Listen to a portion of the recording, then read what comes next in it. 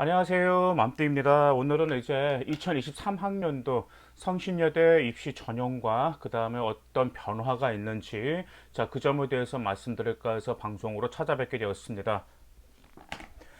먼저 2021학년도 작년 같은 경우 성신여대가 지금 대학교 기본 역량 진단에서 지금 탈락을 하면서 좀 많은 분들이 좀 상담을 좀 문의가 많았습니다. 성신여대와 인하대를 지원해야 될지 말아야 될지 그런 점들이 많았었는데 그런 점들에 대해서는 조금 이따 방송 후에 말씀드리도록 하겠습니다. 먼저 성신여대가 2023학년도 수시 모집에 있어서 약간 변화가 있습니다. 학생부 종합에 있어서 선발이 확대가 된 게 하나 있는데 781명을 2022학년도에 선발하였는데 2023학년도는 835명으로 학생부 종합으로 거기 대거 선발하게 됩니다. 많이 늘어나게 됐죠, 학종이요. 그 다음에 학생부 교과에서도 지금 학생부 그거 학년별 그 다음에 이수 단위 가중치가 변경이 되었거든요. 예를 들어서 2022학년도 같은 경우는 1학년 때 30, 2학년 때 40, 3학년 때 30이었습니다. 그래서 자기가 2학년 때 내신이 정말 잘 챙겼었고 그 다음에 3학년 때 약간 좀 부족한다 하더라도 2학년 가중치가 40%이기 때문에 교과를 충분히 노려볼 만했었는데 2023학년도부터는 학년마다 가중치가 없습니다. 그리고 학생부 반영 교과에서 지정 교과 영역 내 진로 선택 과목 성취도도 반영하게 된다라는 점도 변경이 있기 때문에 성신여대를 교과로 지원하겠다는 분들 같은 경우는 대부분 국영수 사과 지원 과목이 있었거든요. 아이들이 지원할 수 있는 과목이 있었는데 2023학년들은 진로 선택 과목 성취도도 A를 유지해야 된다라는 점, 그 점 꼭 기억해 두시기를 바라겠습니다. 그 다음에 수시 모집. 성신여대 같은 경우는 학교 생활 우수자 전형 그 수시가 학종이 있고 그 다음에 자기수도 인재 학종이 있잖아요. 둘 다 똑같습니다. 서류평가 학생부 제출하고 자기소개서 제출하는데 자기주도 인재 전형만 면접이 있습니다. 그래서 학교 생활 우수자 전형은 면접이 없고요. 자기수도 인재 전형만 면접이 있고 둘 다 수능 최저는 없습니다. 그러면 여기서 학교생활 우수자 전형과 그 다음에 자기수도 인재 전형에서 면접이 있고 없고의 차이가 무엇일까요? 네, 맞습니다. 면접이 없는 전형은 내신 컷이 올라가고요. 면접이 있는 컷은 내신 컷이 약간 감소하게 됩니다. 그 이유가 말 그대로 무엇이냐면 내신이 자기가 그 자신이 있으면 그 아이들 같은 경우는 면접관리 신경을 쓰고 싶지 않아요. 그렇기 때문에 서류 하나로만 끝날 수 있는 대학교를 지원하지만 자기 자신이 약간 이제 내신이 좀 부족해 그러면 그 아이들 같은 경우는 네 맞습니다. 면접으로 뒤집기 위해서 면접에 있는 전형을 선택하게 됩니다. 그 다음에 학생부 교과, 네, 지균이라고 하죠. 지균에서도 학생부 서류 제출하고, 그 다음에 수능 최저가 적용되는데, 수능 최저가 인문계열 같은 경우는 2합 6 이내고요. 자연계열은 2합 7 이내라는 점, 그 점 꼭 기억해 두시기를 바라겠습니다. 그 다음에 전형 요소별로도 반영 비율이 어느 정도 좀 그 변화가 있습니다. 학생부 종합 같은 경우는 학교 생활 우수자 전형이라든지 그것이 일괄 합산이잖아. 그렇기 때문에 말 그대로 서류 평가의 교과, 비교과 모든 것을 종합적으로 평가하는데 자기 수도 인재는 아까 금방 말씀드렸다시피 면접이 있잖아요. 그래서 1단계에서 3배수로 선발하고 나서 면접이 30%를 차지합니다. 성신여대 같은 경우는 면접에서 많이 뒤집었습니다. 그래서 2022학년도에서도 내신이 부족하지만 면접을 뒤집고 성신여대를 최종적으로 합격한 학생 여러분들이 있기 때문에 자기수도 인재 전형을 준비하는 여러분들 같은 경우는 특히 서류 기반 꼼꼼히 점검하시기를 바라겠습니다. 그 다음 아까 학생부 교과 지균에서도 학생부를 제출한다고 그랬었잖아요. 그래서 교과가 90%고요. 이제 학생부 출석의 10%를 차지하는 그래서 총 100%의 비율을 차지하고 있습니다. 그 다음에 수능에서도 지정 영역이 정해졌는데요.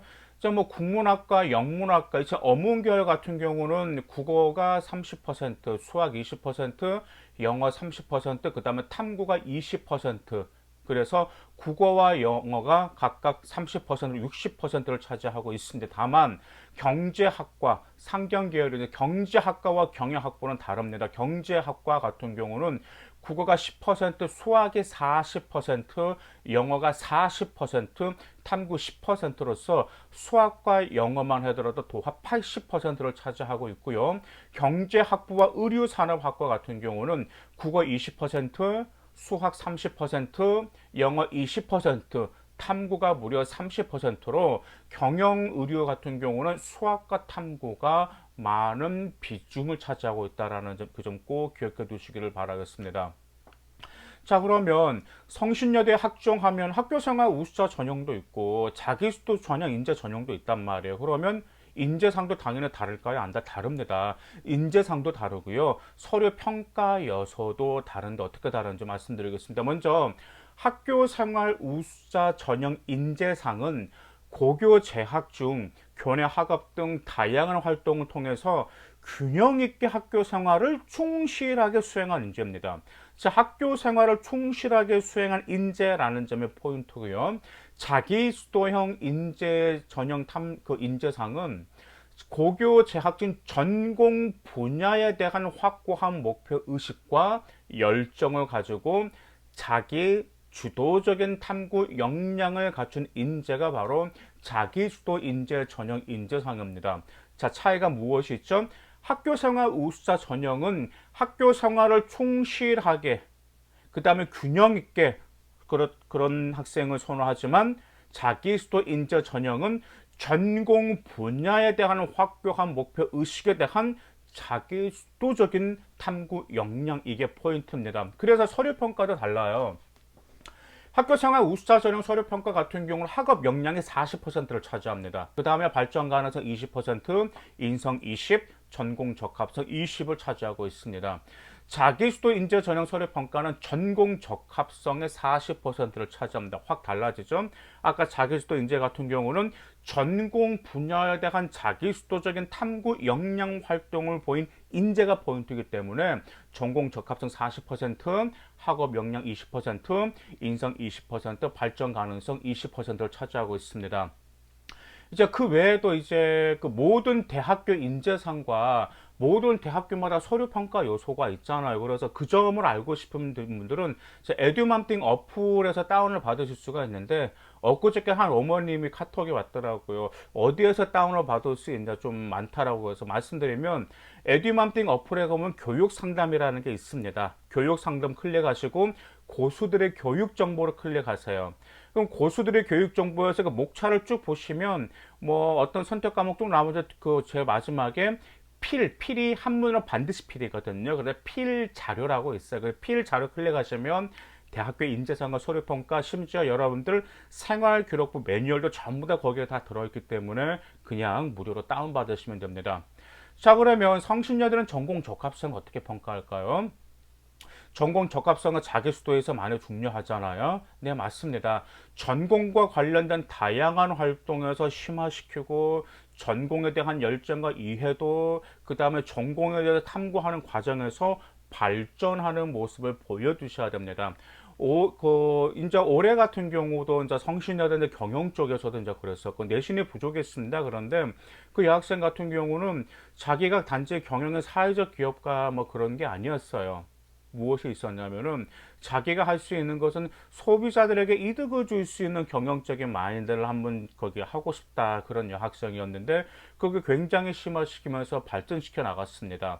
더구나 그 여학생은 자기 경험이 있었어요. 어떤 경험을 했냐면 아마 그 여러분들도 이런 여학생들 경험하셨을 거예요. 이제 인터넷으로 쇼핑몰로 옷을 샀는데 실제 후기와 그 다음에 실제로 봤을 때 인터넷상에서 봤을 때는 정말 그렇지 않는데 막상 본인이 입어보면 그 점에 관해서 그것이 좀 기대에 못 미친 거 있잖아요. 그래서 그 여학생은 그 점을 해결하는 그 경영자가 되고 싶어가지고 지원한 여학생, 그리고 그걸로 심화시켰어요. 결국 합격하게 되었는데 반면에 내신 믿고 그 다음 비교과는 얼마 없었는데 그런 학생들은 떨어지는 경우도 있었습니다. 그 다음에 발전 가능성은 뭘로 평가할까? 발전 가능성으로는 학교 생활 우수화 전형이나 자기수도 인재 둘 다 20이 들어가는데 이것은 충실도에 초점을 두고요. 자기수도적으로 교육하면서 도전 정신을 평가한다라는 점. 그 다음에 인성은 이제 대부분 행특에서 많이 평가하고 있고요. 그리고 동아리 활동 같은 데 보시면 여러분의 인성을 볼 수 있잖아요. 그래서 협력이라든지 소통 등을 파악하고 있습니다. 성신여대 같은 경우는 아시다시피 내신이 부족하지만 비교과 활동에 우수한 학생들이 지원합니다. 2022학년도 그런 학생들이 합격하였기 때문에 여러분들은 이 점을 잘 파악해 두시기 바라겠습니다. 자, 면접평가 요소는 전공 적합성과 학업 역량이 둘 다 50%, 그 두 개가 함께 50%, 발전 가능성 30, 인성 20을 차지하고 있습니다. 자, 그러면 여기서 가장 궁금한 거. 작년에 성신여대가 대학 기본 역량진단에서 탈락했는데 성신여대 지원해야 될까요? 말아야 될까요? 라고 물어보시는 분들 굉장히 많고요. 우리 여학생 여러분들도 굉장히 그 점에 대해서 민감해. 지원해야 될까? 자, 하지만 2022학년도 성신여대 지원하는 여학생들 그 아랑곳하지 않고 지원했습니다. 2022학년도 성신여대도 마찬가지로 좀 만만치가 않았었어요. 어떤 적이 있었냐면 자, 경영학과 2점 중반이거든요. 근데 2점 중반과 초반 사이의 여학생인데 내신이 되니까 자기가 성신여대 5순위로 봤어요. 5순위로 보고 성신여대 되겠지. 더구나가 성신여대가 대학 기본 역량 진단을 탈락했으면 합격하겠지라고 했는데 1차에서 떨어졌습니다. 제가 그 여학생 2명을 봤거든요. 그러다 보니까 성신여대 그래도 끝까지 여러분들 비교과 잘 챙기면서 준비 철저히 해야 된다는 점, 그리고 만만치 않습니다. 그리고 저희가 거기 만약 2023학년도에 성신여대를 목표로 한다면 지원하세요. 왜냐하면 2013년도인가 그 4년도인가 세종대하고 국민대도 재정 지원 제한 대학에까지 오르는 일이 있었어요, 여러분. 그래서 세종대하고 국민대는 여기서 벗어나기 위해서 어떻게 했냐면 등록금을 내리고 장학금을 올리면서 벗어났단 말이에요. 근데 지금 어쩌죠? 세종대하고 국민대 가고 싶어하는 학생들 굉장히 많습니다. 자, 그래서 성신여대를 준비하신 분들에게 제가 딱 그 성신여대 준비를 하실 때 철저히 준비하시고 비교과 전공 잘 살리시면서 성신여대와 인하대가 탈락했다고 해서 만만하게 보면 큰 코 다친다. 이 점 꼭 기억하시길 바라겠습니다. 감사합니다.